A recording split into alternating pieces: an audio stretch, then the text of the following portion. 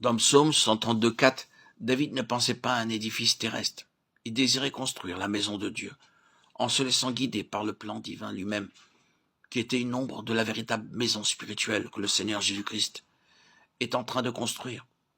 Au verset 17, le Seigneur déclare « Là je ferai bourgeonner la corne de David ».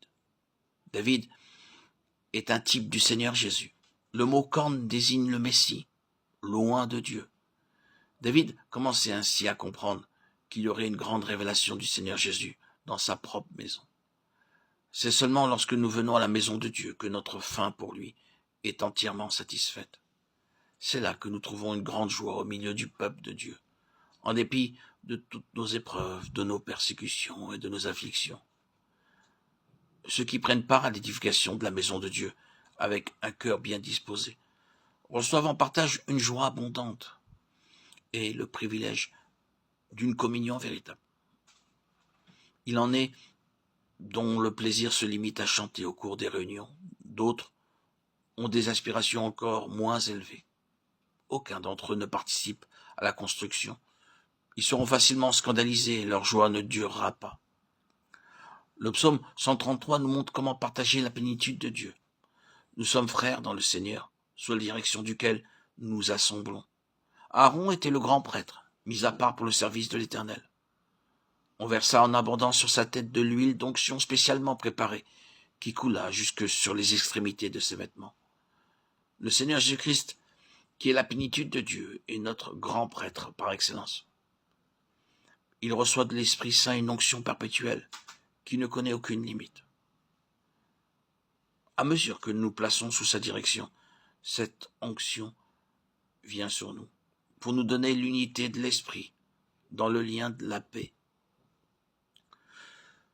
Nous ne devrions pas nous enorgueillir de notre appartenance sociale, de nos croyances, de notre éducation, de notre communauté ou de quoi que ce soit d'autre, mais garder l'unité de la foi parmi tous nos frères et sœurs.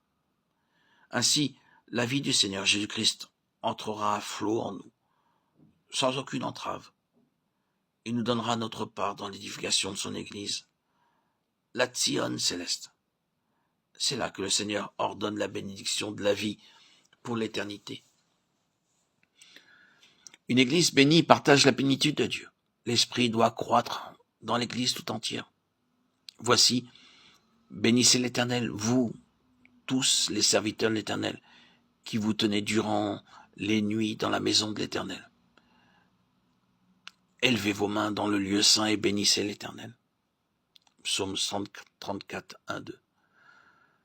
À mesure que nous continuons à adorer et à glorifier le Seigneur en tant que frères et sœurs, nous apprenons à le servir, le magnifier et le glorifier dans toutes les circonstances.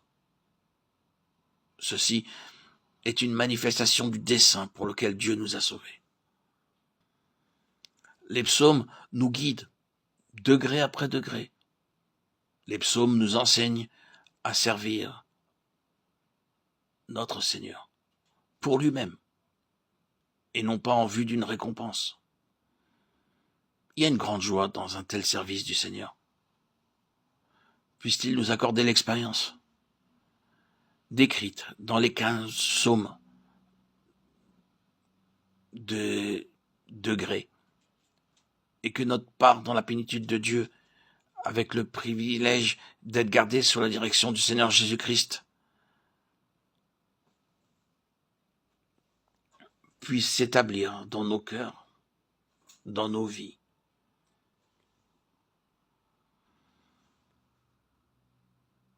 Pour la victoire finale.